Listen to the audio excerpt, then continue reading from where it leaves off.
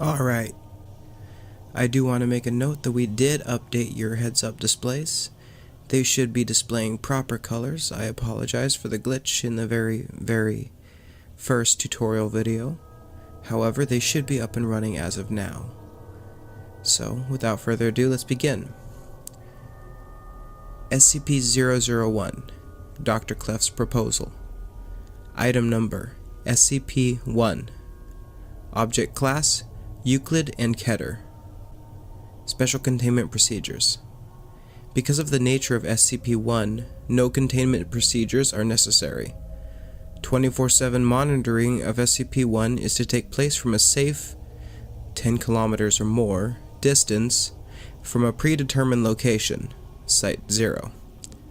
The location of Site 0 is known only to the current SCP Administrator and the single Overseer level agent of Abrahamic Faith, 05-14, assigned to monitor SCP-1 from Site 0. Said agent is authorized to take any action necessary should SCP-1 become active, and is required to immediately alert the Administrator and all other Overseer-level agents should SCP-1 show any change in behavior, as this may constitute the beginning of a Patmos XK-class end-of-the-world scenario. Should SCP-1 become active in any way, personnel are required to immediately consult the Patmos series of emergency orders. Decoding algorithms for emergency order Patmos are to be maintained on-site at Site 0 in the possession of the designated observer, and are to be transmitted to SCP Foundation offices only in the event of SCP-1 becoming active. Foundation personnel with vital roles in one or more variants of emergency procedure Patmos are to be advised to take the following precautions.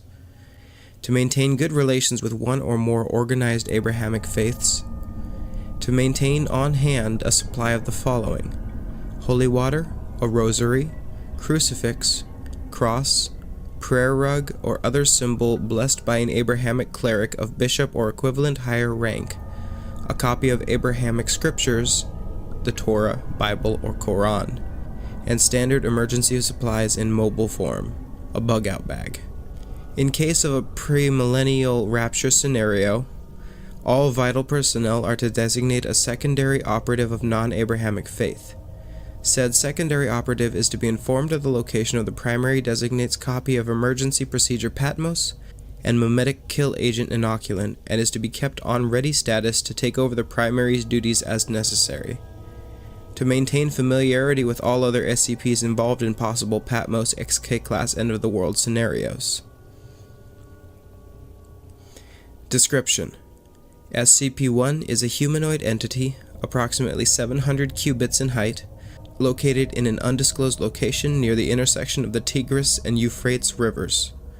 The following features are known about the entity: a number of luminous, wing-like appendages emerging from the shoulders, back, temples, ankles, and wrists of the entity.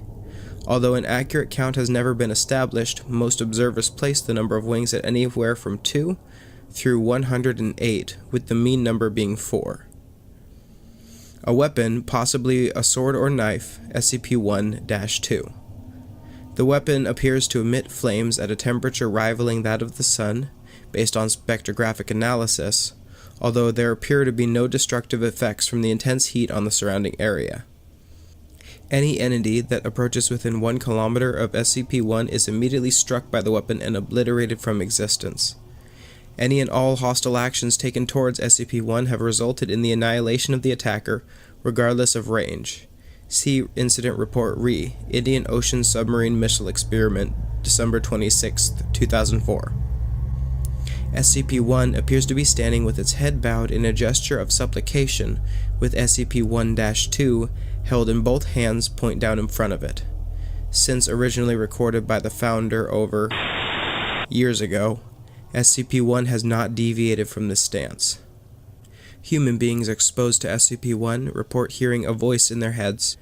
The most common directive is forget, which results in the subject walking away from SCP-1 with no memory of having encountered it. On rare occasions, however, other directives have been given. The most famous of these is the one given to the founder, Prepare, which he has claimed formed the impetus for the founding, to catalog and contain any and all supernatural and/or paranormal artifacts that represent a serious threat to the current existence of humanity. This is the organization now known as the SCP Foundation.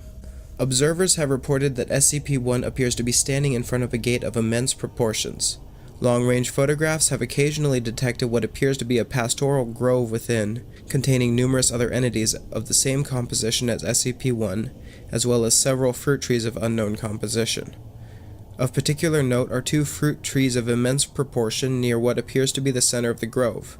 One, it is noted, appears to be an ordinary apple tree, although the other bears a fruit unknown on Earth, described as: it is the avowed belief of the founder that the gate which SCP-1 guards may be the gate to, based on correlations with ancient Babylonian texts and the Dead Sea Scrolls, in which case one can deduce that the entity known as SCP-1 may be Addendum 1-A Experimentation Re SCP-1-2's Effective Kill Range. Experiment A. 1 Class D personnel instructed to approach SCP-1 as closely as possible on foot. Result: upon making visual contact with SCP-1, subject is ordered to leave. Subject immediately turns away from entity and walks away. Despite repeated orders to continue the experiment, Class D personnel refuses to obey and is terminated.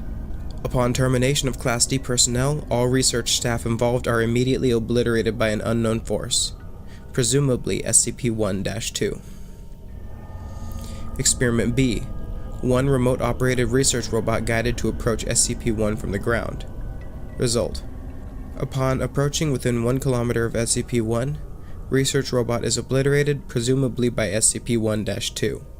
All further attempts at remote reconnaissance have the same result. Experiment C. 100 pre-programmed research drones instructed to approach SCP-1 from multiple angles simultaneously. Result: coordination is successful and all 100 drones cross the 1 kilometer mark safely. However, all 100 are simultaneously obliterated by SCP-1-2. Designated observer at Site 0 reports that SCP-1-2 appeared to strike in all directions at once. SCP-1 did not deviate from its stance while this took place. Experiment D. Wire-guided missile fired from a distance of 3 kilometers. Result: SCP-1-2 obliterates weapon upon crossing the 1 kilometer mark, simultaneously obliterating the launch site and killing all personnel. Experiment E. Multi-warhead ICBM fired from SCP nuclear submarine Nautilus.